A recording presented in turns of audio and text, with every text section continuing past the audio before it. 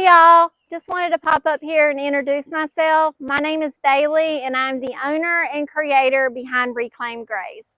And in today's video, we're going to do 5 easy thrift flips. We're going to be using some JVR Decoupage Paper, some Dixie Belle Patina Paints, and a few different IOD products. So be sure to let me know what was your favorite project down below, and let's get started. All right, so let's get started with project 1. This is a breadboard my mom gave me, and this is the back side of it. I cleaned it and gave it a good sanding, and we're starting with the back by painting it with Fusion Mineral Paint in the color Blue Pine. This is a beautiful blue color. So you can see the front of it had these stickers on it. I just used a heat gun and a razor to get the stickers off. And then on the front side, we're going in with Victorian lace. You just need a white paint for the front. And the reason behind that is because we're going to use some JVR Decoupage Paper. I absolutely love these roosters, and it's actually a really good selling paper. Whatever I put this on, it sells. So chicken sells for me. So that's the reason I painted the front white, is because we want this to pop. If you just leave it over the wood color, it's going to blend in more, and I don't want that. So I'm just applying my decoupage medium on the bottom. I'm just going to do a little starter strip right here, mist my paper, and just lay that bottom section down. This will give me a good starter point to hold my paper down so I can flip the top section up and start working my way down. And I have my AC on in the building this day because it is so hot. So you can see my paper is not really wanting to work with me. I'm getting lots of wrinkles. So you're going to see me grab some saran wrap and ball it up and use that instead of my fingers, because your fingers will rip the paper, especially if it's wet. You got to be gentle with the papers. So the saran wrap really helps eliminate the wrinkles and just makes good contact with the decoupage gel. So I'm just going to continue this process all the way up until I get to the top. The breadboard handle is actually larger than my decoupage paper. So what you're about to see me do is rip a little piece of the paper that is excess off and just apply it to the top handle, and it will blend right in. You will not be able to notice it's there. Now my paper is fully dry. Emphasis on fully dry, or it will rip. Ask me how I know. I am taking some 120 sandpaper, and I'm going to go in a downward motion to get rid of this excess paper along the edges of the breadboard. I'm going to then apply a top coat to it. I'm going to do 3 coats so it has a durable finish. And if I see any pieces along the edges lifting up, I'm just going to slide some of that decoupage gel underneath it and just lay it right back down. And after the 3 coats of poly were done, I did screw a hole in the top of the handle so I can hang it, and here is how it turned out. I think that blue pine, you don't really see much of the color, but just along the edges goes perfect with this paper, and it is available at Copper Mill Mercantile in Kinston. Okay, so project 2 is this white little cabinet I've had kicking around in my workshop for probably about a year. And I was just looking at it one day and I got inspiration. I said blue and white. Blue and white's popular, and I knew I had this paint inlay by IOD. So I gave it a good clean, and I am going to use my polyacrylic to lay my paint inlay in. I'm just giving it a nice kind of thick coat. After I wetted my paint inlay, I'm going to carefully line it up and just press it into the polyacrylic really well. And I want this to wrap around the front, so I'm just going to work section by section, being sure to press it in very nicely. And once it's up there pretty good, I will mist it again with my water mister and let it completely dry.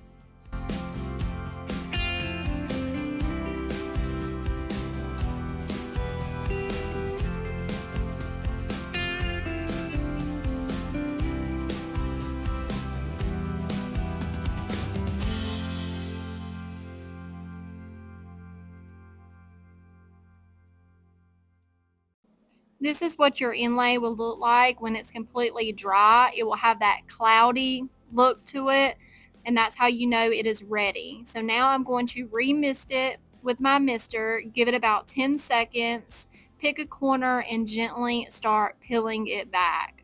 And after I get this off of the cabinet, I'm going to set it to the side because it still has plenty of paint left on it, and I can get a second and sometimes third use out of it.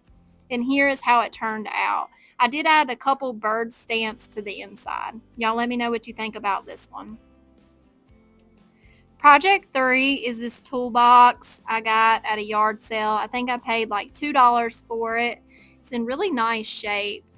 I'm going to give it a good clean because it's pretty dirty. And once the clean, I have finished, excuse me, my name is Bailey and I struggle with words. Once it is completely dry, I'm going to take Bellwood by Fusion and give the toolbox 2 good coats.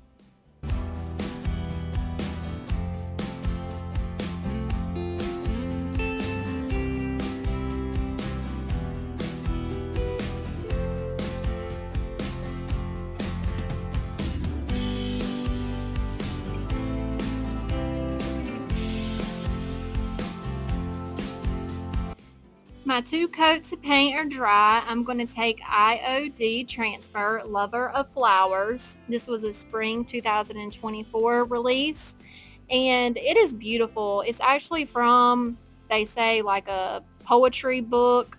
So I'm going to grab a sheet that I think would work well with it, and I'm going for this beautiful rose design. And I'm going to figure out my placement. Is perfectly fine to go around your the object you're working with. It will fold right over the edges. But if something doesn't work for you, do not be afraid to trim off what you don't like, and you can always save that piece and use it on another smaller project.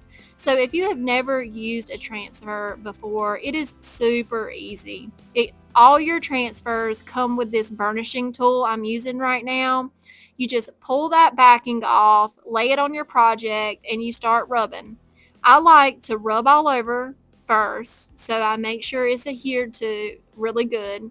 And then I will pick a section and gently start lifting it up while I'm rubbing at the same time. And if I notice that something is still on the protective sheet, I'll just lay it back down, realign it, lay it back down, and rub some more.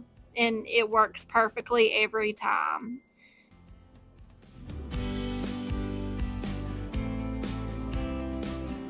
I'm going to continue adding some bits of transfers here and there. I'm going to put some text on the side of the toolbox.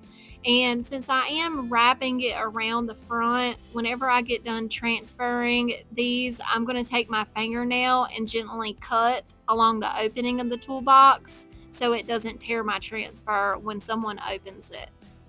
After I get my transfers down, I'm going to give it a good coat of sealer, and then we will put some final touches on it.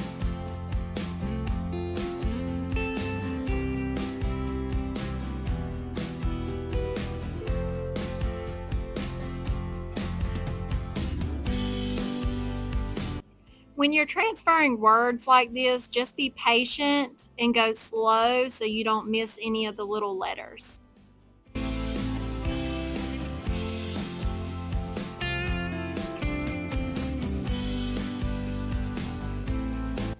Next, I'm going to take this product by Fusion. It's metallic vintage gold.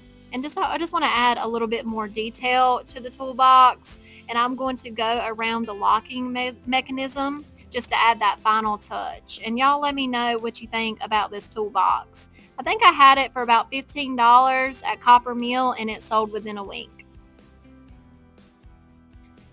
Project 4 is this ceramic bust. I gave it a good clean and I'm going to prime it with some black enamel flat spray paints. Let that dry, and then we're going to come in with the copper patina paints.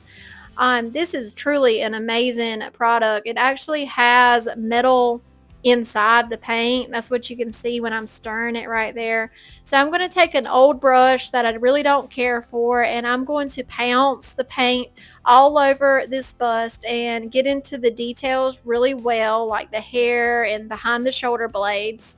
And I'm pouncing because if you ever look at metal that is rusty and crusty is not flat. So we're just trying to create some texture here by pouncing up and down. And I'm going to let this coat thoroughly dry. And when I come in with the second coat, I'm going to apply it the same way, pouncing everywhere. And before that has a chance to dry, I'm going to grab the green patina spray. My nozzle is broke, so I'm just grabbing a brush and I'm just going to drizzle the spray all over the head and on the shoulders and on the base. I'm going to give that 5 minutes to let it settle, and you can already see the reaction. And then I'm going to take the blue patina paint and I'm just going to apply it in a few areas. I'm going to let that dry for 24 hours, and when I came back in the shop the next day, this is what I had. And it's beautiful, but it is a little bright. I want it to look more realistic, so I'm going to take the Fusion Asian wax and seal all over the bust, and this will just tone down that bright blue and seal the project for us. I'm just grabbing a lint-free cloth to get off any excess, and here is how it came out. I think it is amazing. It looks like it's been sitting outside for 20 years. I love the way it looks. Y'all let me know, have you ever tried the Dixie Belle Patina Paints? They also have an iron that I love to work with. Okay, number 5, last project is this beautiful beveled glass mirror. And we're going to use some milk paint on this, and since milk paint is super runny, I'm just going to take the extra steps to take the back and the mirror out, being sure to set the mirror somewhere safe so I do not break it or my puppy dog don't break it. So I'm going to give it a good clean. We want to get any dust and dirt out of all those details, and I actually took it outside and sprayed it off with the water hose as well. While that is drying, I'm going to mix up my milk paint so it can be thickening. I'm going to do 4 parts powder to 4 parts water and take my little whisking tool and mix it very well. I'm going to whisk for about 2 to 5 minutes and let it sit to the side for about 10 minutes to let it thicken up. As you can see, it's thickened up really well. I'm going to take a little chippy brush and I'm going to make sure I'm pouncing to get into all the details of this frame, and I'm going to work my way around the whole mirror by giving it 2 solid coats.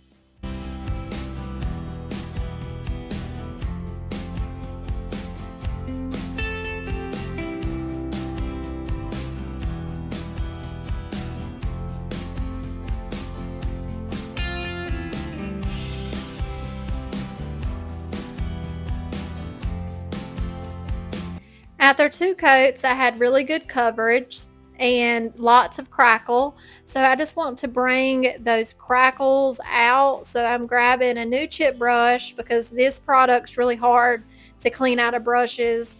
And I'm using Sweet Pickins Dark Oil Wax. And it looks scary going on, I know. But just trust the process. It will wipe back really well. So here is what it looks like. And that's what we started with. And as you can see, it just settles in the crackle in the frame and all the little details really good. And this is available at Copper Mill. I have it listed for $45. Y'all let me know what you think about this one. And that's it for today, y'all. Thank y'all for clicking on the video, and be sure to go to the comments and let me know what was your favorite project. I'm leaving a suggested video right here that you can click on next. Y'all have a great 4th of July. Bye.